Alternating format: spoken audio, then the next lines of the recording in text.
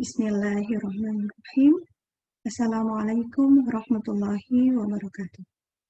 Alhamdulillahirrahmanirrahim. Nahmaduhu wa nasta'inuhu wa nastaghfiruhu wa na'udzu billahi min syururi anfusina wa min sayyi'ati a'malina.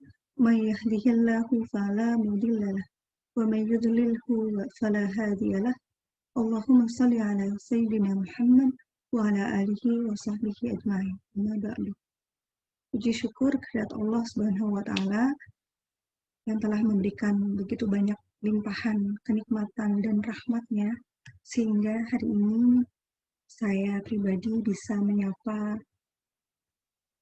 bunda-bunda semuanya, momi-momi yang milenial ya, dan melalui komunitas penebar siroh ini, Masya Allah, alhamdulillah kita diberikan kesempatan untuk bertemu meskipun harus dengan daring ya, harus dengan online. Salawat dan salam semoga senantiasa tercurahkan kepada junjungan kita, qudwah hasanah kita, Nabiullah Muhammad SAW, pada para istri beliau, keluarga, sahabat, tabi'in dan tabi'in, sampai kepada para ulama yang insya Allah mengantarkan kita mengenal indahnya Islam, mengenal bagaimana kita harus bersikap, bertutur kata, dan terlebih lagi bagaimana kita berakhlak ya dalam kehidupan sehari-hari. Saya sapa dulu moms and bunda yang ada di kulwab kita kali ini. Mungkin sudah diperkenalkan oleh Mbak Tanjung. Terima kasih sekali pada Mbak Tanjung yang sudah memfasilitasi kesempatan yang sangat baik ini. Baik, mungkin tidak banyak yang ingin saya sampaikan, membahas sedikit dari judul yang mengantarkan saya berjumpa dengan bunda-bunda semuanya hari ini, Rahasia Ibu Bahagia, ya. Manajemen stres ala ibu milenial. Kalau melihat judulnya, rasanya memang kita saat ini tidak akan bisa menghindar dari namanya stres ya. Ada banyak sekali stresor-stresor atau hal-hal yang menyebabkan kita bisa menjadi orang yang stres ya. Tapi na'udzubillah min dzalik, semoga itu menjadi salah satu salah satu tema yang sebenarnya harus kita kelola dengan baik ya. Ibu bahagia adalah sebuah keniscayaan. Kenapa? Karena memang seorang ibu menjadi salah satu center ya, center dari sebuah rumah tangga, center dari sebuah peradaban kecil. Manakala seorang ibu bisa bahagia, insya Allah ya, semua anggota keluarga, mulai dari suami, anak, bahkan mertua atau keluarga yang ada di sekitarnya akan menjadi bahagia juga. Bisa? Ya, insya Allah bisa ya. Nah, bagaimana sih ketika kita membahas rahasia menjadi ibu bahagia dengan cara memanage stres yang terjadi ya. Nah, apalagi belakangan ini ya kita sama-sama sudah mengetahui ya, dan sama-sama sudah merasakan bagaimana menjadi seorang ibu di tengah pandemi ya, di tengah pandemi dan juga berbagai tantangan global, tantangan dunia yang mungkin bisa jadi adalah menjadi penentu ya, apakah ini menjadi akhir zaman ya. Nah, bagaimana sih tantangan kita sebagai seorang ibu milenial menghadapi problematika manajemen dalam pengelolaan stres ya. Oke, langsung saja ke slide berikutnya. Ya. Saya coba ambil definisi stres dari definisi yang paling mudah untuk kita pahami ya. Stres adalah respon tubuh yang bersifat tidak spesifik terhadap tuntutan atau beban di atasnya. Ini bisa diartikan bahwa terkadang ketika kita stres, itu kan bawaannya uring-uringan ya, Moms. Ya, bunda-bunda semua pasti pernah kan antara swing moodnya atau bergantinya mood, bergantinya perasaan antara bahagia dan sedih, itu bisa jadi merupakan salah satu tanda stres ya. Nah, kadangkala seorang ibu itu sangat pintar ya. Ibu itu sangat pintar ya, pintar untuk memainkan emosi. Nah, bagaimana ketika memainkan emosi ini memang tidak apa namanya, harapannya tidak menjadikan seorang ibu itu tadi stres ya. Respon tubuh yang bersifat tidak spesifik ini seringkali menjadi penanda bahwa seorang ibu itu sedang mengalami stres. Ya. Kemudian stres dari definisi yang lain adalah suatu keadaan yang dihasilkan oleh perubahan dari lingkungan yang dirahasiakan sebagai tantangan, ancaman, atau merusak equilibrium dinamik seseorang. Ya. Jadi ketika kita dalam kondisi stabil, biasanya tidak ada tuh namanya tanda-tanda stres. Ya, salah satunya kalau dilihat dari gambar di sini, ada sakit, ada kekhawatiran, ada tidak bisa tidur ya, kemudian manajemen waktu yang kacau dan sebagainya. Nah, ketika ada tanda-tanda seperti ini, bisa jadi itu menjadi salah satu tanda bahwa equilibrium atau keseimbangan yang terjadi pada kita itu menjadi berubah. Definisi stres lainnya adalah kekuatan. Stres ada kekuatan mendesak yang menimbulkan kekuatan dalam diri seorang. Nah, ini beda lagi ya. Jadi ada definisi lain yang menganggap stres itu menjadi sebuah kekuatan. Kok bisa? Nah, nanti kita lihat kenapa stres itu disebut sebagai sebuah kekuatan. Nah, adapun stresor adalah setiap hal yang menyebabkan seseorang itu mengalami stres. Ya. Kalau kita bahas stresor mungkin akan panjang sekali ya, karena apalagi seorang ibu pasti setiap hari mulai dari bangun tidur sampai kemudian tidur lagi, pastinya juga menghadapi berbagai macam dinamika dalam kehidupannya. Entah itu mulai dari suami, mulai dari anak-anak, mulai dari mertua, mulai dari tetangga dan sebagainya. Ya. Nah, faktor-faktor penyebab stres ini yang nantinya harus juga kita manage ya, bagaimana menghadapi stresor ini dengan cara yang bijaksana. Nah, berikutnya faktor yang mempengaruhi respon terhadap stres. Ya, ini mungkin bahasanya akan lebih saya persingkat karena saya rasa untuk stres itu hampir semua orang mengalami ya. Tidak hanya anak kecil, orang dewasa, remaja, orang dewasa, bahkan manusia pun pasti akan mengalami stres. Ya, nah, bagaimana kita melihat stres itu dalam bentuk yang lebih spesifik? Nah, yang pertama yang harus kita perhatikan dari sebuah stres adalah sifat stresornya atau sifat dari penyebab stresornya. Sifat stresornya ini bisa berupa stresor internal dan eksternal. Internal itu lebih ke arah dari dalam si ibu tersebut. Ya, misalnya banyak hal yang menyebabkan seorang itu mudah stres. Ternyata dia dari apa namanya dari kecil memang tidak dirangsang untuk menghadapi stresor. Ya. Nah, ini juga akan berpengaruh terhadap kelak ketika dia dewasa, bagaimana dia menghadapi stresor. Nah, sifat stresor ini juga dilihat dari sumbernya. Kalau berasal dari luar, nah ini juga akan mempengaruhi si individu tersebut atau bunda tersebut ya. Yang kedua, durasi stresor atau lama sebentarnya stresor. Semakin lama stresor, nanti ini juga berakibat akan semakin panjang derita, semakin panjang seseorang mengalami stres ya. Kemudian jumlah stresor ya. Jadi tidak hanya satu sebab, misalnya dari anak yang sakit gitu ya. Kemudian ditambah juga misalnya suami sakit atau mertua sakit. Nah, misalnya jumlah stresor ini banyak, itu juga akan mempengaruhi kualitas seseorang itu dalam memanage stresornya. Kemudian pengalaman masa lalu, ya banyak yang bilang pengalaman itu guru yang terbaik. Ya, saya sangat setuju sekali. Karena apa? Ketika kita mengalami sesuatu, ya, ketika misalnya pernah stres, ya pernah suatu saat itu kita mengalami kehilangan ya, kehilangan orang yang kita cintai seperti itu.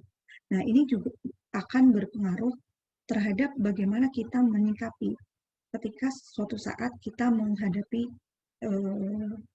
kehilangan yang sama. Contoh, misalnya seorang ibu ditinggal meninggal suaminya, ya pasti ini merupakan episode hidup yang sangat membuat orang itu menjadi stres ya, seorang istri itu menjadi stres.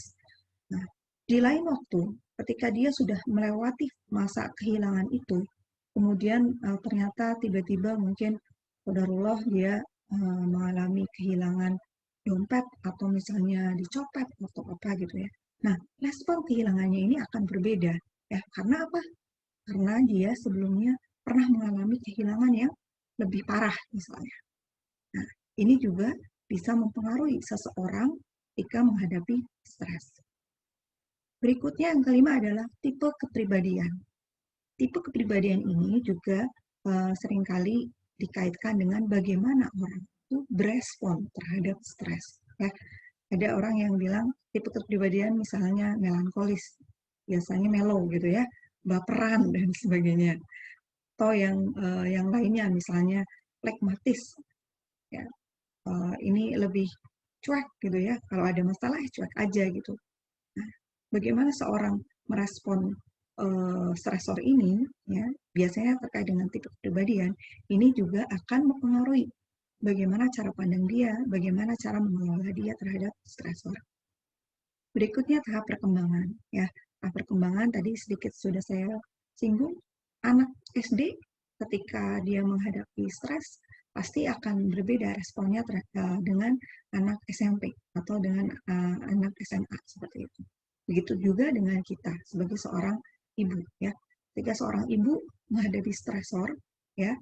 Nah, ini juga dilihat dari perkembangannya. Pastinya akan berbeda dibanding masa perkembangan sebelumnya.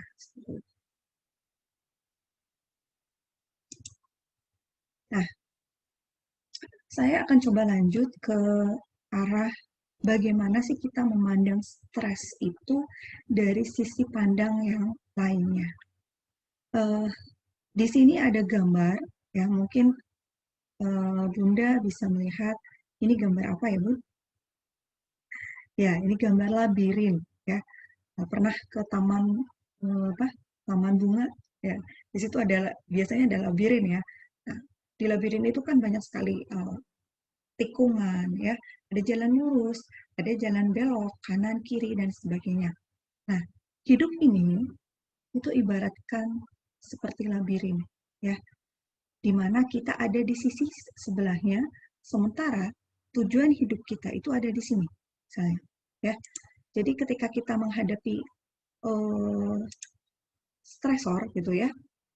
Nah, ini bisa kita lihat ketika kita di sini, bagaimana memandang labirin atau stresor atau hal-hal yang membuat hidup kita menjadi stres ini menjadi sebuah peluang, ancaman, atau bahkan itu membuat kita menjadi seorang yang pecundang. Nah, di sini kita akan melihat bahwa bagaimana kita sampai pada tujuan kita di seberang sana itu sangat tergantung dari cara kita memanage stresor, ya. Jadi ketika kita bertemu dengan stres, bagaimana respon awalnya? Apakah kita berontak, ya? Apakah kita berontak atau kemudian kita merasa kewalahan atau uh, terus terus menerus mengeluh, ya. Nah, respon awal ini akan sangat menentukan bagaimana cepat tidaknya, cepat lambatnya stres itu akan kita lewati, ya. Nah, berikutnya adalah adaptasi dengan mekanisme coping. Bicara mekanisme coping itu bisa dibilang ketika kita menghadapi sebuah stresor atau hal-hal yang membuat kita stres, bagaimana kita kemudian berusaha untuk menjadikan stres itu menjadi sebuah sahabat. Contoh real seperti sekarang ini, ketika kita harus berada di masa pandemi, kemana-mana harus pakai masker, harus cuci tangan, harus memperhatikan bagaimana kita bergaul, mungkin biasanya cipika-cipiki, itu kita tidak lakukan sekarang. Nah, adaptasi ini merupakan salah satu bagian bagaimana kita memanage stres. Ya, contoh, kalau ibu-ibu rumah tangga, misalnya dengan gaji sekian, atau misalnya dengan pemasukan dari suami sekian juta atau sekian ratus ribu. Nah, kita biasanya sudah mulai belajar bagaimana memanage uang agar bisa bertahan hidup, ya misalnya. Nah, respon awal dan mekanisme coping ini menjadi salah satu kunci bagaimana kita bisa terus survive, terus bisa menjalani kehidupan ini dengan baik. Nah, ketika respon awal dan adaptasi coping uh, dengan stresor ini bisa kita lakukan dengan baik, nah nantinya akan memunculkan resolusi. Ya, jadi resolusi itu akan kita temukan, perbaikan kondisi itu akan kita temukan manakala kita sudah bisa berespon dan beradaptasi dengan mekanisme coping yang biasa kita lakukan terhadap stres itu dengan baik. Ya, nah bicara stres, pastinya kita akan ingat sebuah ayat ya dari Al-Quran, dan apa saja musibah yang menimpa kamu itu disebabkan perbuatan kamu sendiri. Ya, jadi apa kaitannya ayat ini dengan pembahasan kita di slide ini adalah ketika kita merespon semua stresor, semua hal yang membuat kita stres, itu adalah tergantung cara pandang kita. Semakin kita melihat hal itu menjadi kesalahan orang lain, saya yakin itu tidak akan cepat selesai. Tapi begitu kita melihat semua masalah, semua stresor itu dari sudut pandang bahwa, oh, ketika ada masalah, aku salah apa ya? Kemarin itu aku salah apa ya? Dan sebagainya. Itu menjadi salah satu tanda ya bahwa kita sebenarnya sedang disapa Allah ya, sedang ditegur ya, seperti itu. Nah, oke, uh, ini pembahasan tentang labirin yang saya logikakan dengan stresor dalam kehidupan kita. Nah, selanjutnya adalah bagaimana menyikapi stresor ya, dengan cara menghadirkan dimensi, ada dua dimensi dalam kehidupan kita ya. Mungkin bunda-bunda di sini pernah ikut seminar atau training atau webinar yang lainnya yang juga membahas tentang paradigma dimensi vertikal dan horizontal. Ya. Di sini terkait dengan dimensi vertikal dan horizontal. Ini menjadi salah satu dimensi atau pola pandang kita terhadap sebuah stresor, terhadap sebuah masalah yang kita hadapi dalam keseharian kita. Ya, ibu-ibu milenial yang setiap harinya, saya yakin ya kalau zaman sekarang kayaknya nggak ada yang nggak melek gadget gitu ya. Nah, di situ ada peluang, di situ ada kesempatan kita untuk menambah pengetahuan, tapi di situ juga terkadang ada jurang yang bisa menjerumuskan kita pada hal-hal negatif yang ketika itu tidak kita sadari akan berakibat fatal pada kehidupan kita. Nah, seorang ibu layaknya eh, layaknya seorang yang memang diberikan kapasitas kapasitas oleh Allah untuk terus berjuang mempertahankan kebahagiaan, tidak hanya kebahagiaan dirinya, tapi juga kebahagiaan anak, suami, dan keluarga besar, dan juga masyarakat. Harus menyadari adanya dua dimensi ini. Yang pertama adalah dimensi vertikal. Ya, dimensi vertikal ini uh, adalah dimensi ketika seseorang itu berhadapan dengan Tuhan, dengan Allah. Ya, pastinya bunda-bunda solehah yang ada di grup keluar ini uh, sudah tahu ya bagaimana sih kita harus berhubungan dengan Allah. Ketika kita ada masalah dengan Allah, saya yakin pasti itu akan berakibat atau berimbas pada hubungan kita baik dengan orang lain dan juga dengan alam sekitar. Ya, ketika kita mungkin yang biasa rajin tahajud ternyata lupa atau misalnya terlewat, atau yang biasa rajin puasa sunnah kemudian karena suatu hal tidak bisa kita lakukan, ya biasanya itu akan berimbas pada kondisi kejiwaan kita.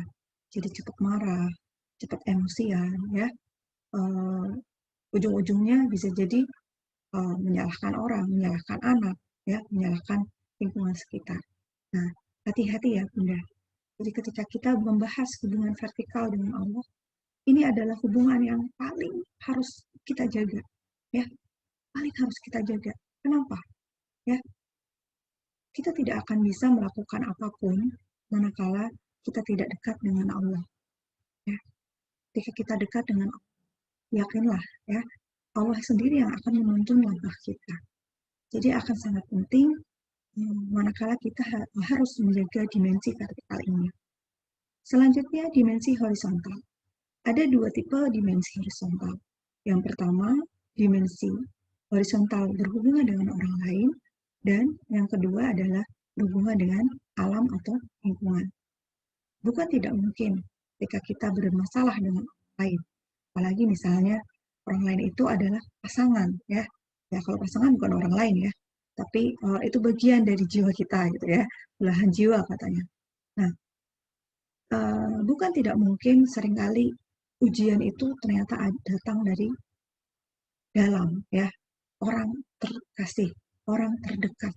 Itu akan juga mempengaruhi terhadap bagaimana kita memanage stresor. Makin banyak masalah itu datang dari dimensi horizontal satu ini, maka kapasitas seorang bunda untuk menghadapi stresornya itu juga harus semakin ditingkatkan. Ya, kalau kita misalnya bermasalah dengan orang lain, misalnya bermasalah dengan tetangga, tapi selagi orang terdekat kita, suami kita, kemudian anak-anak kita, keluarga kita itu mendukung kita dengan penuh cinta, itu biasanya akan lebih mudah kita melewati stresor, melewati masalah. Tapi ketika itu datang dari orang-orang terkasih kita, ya bisa jadi baik dimensi vertikal dan juga dimensi horizontal dua ini juga akan terganggu. Ya, jadi tiga dimensi ini tidak akan bisa kita lepaskan dan tidak akan bisa berdiri sendiri. Ya, pastinya akan saling berkaitan. Ya, kalau kita ada masalah dengan horizontal, dengan alam, ya itu juga bisa menyebabkan stresor. Contoh apa? Contoh misalnya bencana alam, banjir dan sebagainya. Banjir itu kan karena ulah manusia juga, ya. Itu juga akan berakibat pada dimensi horizontal dan juga vertikal. Ya, bagaimana kita bisa beribadah dengan tenang manakala lingkungan kita itu tidak membuat kita aman dan nyaman, ya. Nah, disinilah peran kita sebagai seorang diri sendiri, ya, sebagai seorang individu, bagaimana kemudian menyeimbangkan dimensi vertikal dan dimensi horizontal, ya. Nah, ini kaitannya dengan manajemen stres, bagaimana kita memandang kita dari sudut dimensi vertikal dan horizontal. Nah, setelah kita memahami bagaimana seorang itu mempunyai hubungan vertikal dan horizontal dalam kehidupannya, pastinya kita harus bisa memanage bagaimana sih mengelola atau menyeimbangkan ketiga dimensi tadi, ya, ketika kita mengalami sebuah stresor. Ada 3 tips yang coba saya bagi pada kesempatan kali ini. Yang pertama adalah healing, kemudian yang kedua adalah take meaning, dan yang ketiga adalah track energy. Kita akan bahas satu-satu. Ya. Healing atau penyembuhan. Ya. Setiap orang yang sakit pasti ingin segera sembuh, ya kan Moms? Ya. Jadi setiap orang ketika dia sakit pasti yang dipikirkan adalah kesembuhan. Nah, bagaimana ketika kita menghadapi sebuah stresor, sebuah masalah dalam kehidupan kita, kita membutuhkan uh, healing, ya, membutuhkan penyembuhan. Nah, penyembuhan itu mestinya tidak harus dari luar dulu, tapi justru harus dari dalam diri kita sendiri, ya. Bagaimana sih kita menghealing? Ya, Allah sudah sangat baik, sudah sangat adil ketika kita menghadapi masalah, permasalahan dan sebagainya dalam kehidupan kita, entah misalnya disebabkan karena anak, karena pasangan, karena lingkungan, ya, sebaiknya yang pertama kita lakukan adalah healing, penyembuhan dalam diri kita sendiri. Ya, kalau dosen saya bilang, cintailah diri kita sebelum kita mencintai orang lain. Ya, kenapa begitu? Bagaimana kita bisa menyembuhkan orang lain? Bagaimana kita bisa menjadi penerang? Bagaimana kita bisa membahagiakan orang-orang yang ada di sekitar kita? Manakala kita tidak bisa menyembuhkan, manakala kita tidak bisa uh, menghealing, mendeteksi apa yang terjadi pada diri kita. Ya, nah ini biasanya yang saya lakukan ketika menghadapi masalah apapun. Cobalah untuk melakukan healing. Nah, healing ini identik dengan taubat, mengakui kesalahan diri. Ya, nah pengalaman saya ketika berhadapan dengan pasien gangguan jiwa, nah di dalam pengkajian pasien gangguan jiwa itu ada namanya insight diri atau daya tilik diri. Nah, ini menjadi indikator, menjadi salah satu indikator apakah si pasien gangguan jiwa ini sudah layak untuk pulang atau tidak. Nah, bisa dideteksi dari pengkajian insight diri ini. Contohnya bagaimana? Ketika si pasien ini masih menyalahkan, misalnya ditanya, kenapa kamu dirawat di rumah sakit ini? Dia masih menyalahkan orang lain. Itu karena bapak saya jahat pada saya. Itu karena bapak saya atau siapapun di luar dirinya yang masih dia salahkan. Nah, ini menjadi indikasi si pasien ini masih lama, ya, masih harus membutuhkan waktu untuk berada di rumah sakit jiwa. Nah, konsep ini ternyata seiring sejalan dengan proses healing. Jadi, manakala kita misalnya sakit hati karena mendengar omongan tetangga, atau mungkin yang paling bikin nggak nyaman itu ketika kita menghadapi kritikan atau mungkin perlakuan yang tidak baik dari pasangan, ya. Nah, seringkali yang kita lakukan adalah apa? Menyalahkan orang lain. Ya nggak, Bun? Ya, ya biasanya seperti itu. Nah, pada manajemen stres ala ibu milenial ini, saya ingin mengingatkan pada diri saya sendiri juga, bagi Buddha-Buddha yang semuanya ada di sini, bahwa ketika kita ingin sembuh dari sebuah luka, ya luka apapun, mungkin luka batin, ya luka uh, sakit hati dan sebagainya, cobalah masuk kepada ranah healing ini. Caranya adalah dengan taubat. Taubat, ya, seperti halnya Nabi Yunus ketika harus ditelan ditelan ikan paus, ya. Coba kalau kita bayangkan uh, Nabi Yunus itu berontak gitu ya, mukul-mukul perutnya si ikan paus ini, ya. Bisa jadi Allah akan menempatkan Nabi Yunus ini tetap ada di perut ikan sampai kiamat gitu ya. Tapi ternyata apa yang dilakukan oleh Nabi Yunus, nah kita bisa belajar dari kisah ini ya, bahwa beliau melakukan kontemplasi ya, melakukan perenungan, muhasabah, bahwa eh, mengakui bahwa dia yang salah, ya, meminta ampun pada Allah, mengakui bahwa kesalahan yang dia lakukan adalah meninggalkan kaumnya karena kaumnya sudah diseru, sudah dikasih nasihat dan macam-macam, ternyata tidak, tetap ingkar dan tidak mau menyembah. Nah, ternyata ketika dia marah dengan kaumnya, Allah tegur, ya, Allah tegur dengan cara ditelan oleh ikan, ya. Nah, konsep healing ini kita lakukan untuk mengakui kesalahan diri, memuhasabahi. apakah yang sudah kita lakukan, ya. Sebagai seorang individu, sebagai seorang hamba, sebagai seorang yang tidak berdaya, pastinya kita banyak sekali kekurangan. Nah, kesempatan untuk mengakui kesalahan ini menjadi sangat penting, ya, bahwa setiap orang pasti punya kesalahan. Bisa jadi Allah menghadirkan orang lain untuk menegur kita dengan cara perlakuan dia yang tidak membuat kita nyaman, membuat kita sakit hati. Bisa jadi itu adalah bentuk teguran Allah pada kita, ya. Karena nggak mungkin kan Allah langsung menegur, hei kamu salah, hei kamu bunda, kamu nggak kurang sabar mendidik anak dan sebagainya. Nah, bagaimana Allah memberikan uh, kesabaran sementara kita tidak diuji, ya. Nah, dengan proses healing ini, yang pertama kita lakukan adalah mengakui kesalahan. Akui aja, gitu ya. Akui saja ketika kita uh, mungkin ya seringkali ya tadi menyalahkan orang lain, tapi di konsep manajemen stres ini justru kita harus healing dulu. Healingnya adalah mengoreksi diri kita sendiri. Healing juga bisa dilihat dari bagaimana kita memaafkan diri kita sendiri. Jadi bukan kemudian mengakui kesalahan terus sampai kemudian membuat kita malah menjadi down, menjadi minder, insecure dan sebagainya. Tidak ya Bu, ya.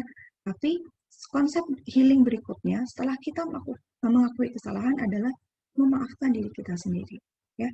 Seperti tadi yang saya bilang, cintai diri kita sebelum kita mencintai orang lain, ya.